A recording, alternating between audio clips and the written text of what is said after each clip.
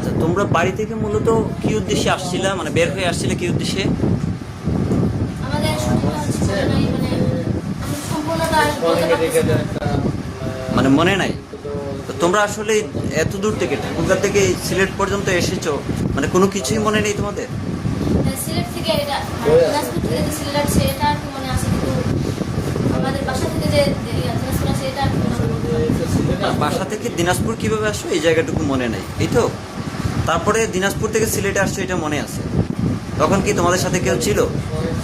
এর আগে কখনো সিলেট আসছিলা? ঠিক আছে, পার্টিতে পাইনি। ঢাকা, মানে ঢাকা আগে দেখছো, এখন সিলেট দেখতে চাও, এই তো? তোমাদের সাথে আর কেউ ছিল না? তুমি কিছু বলবা? তুমি বলো তো কিভাবে আসছো?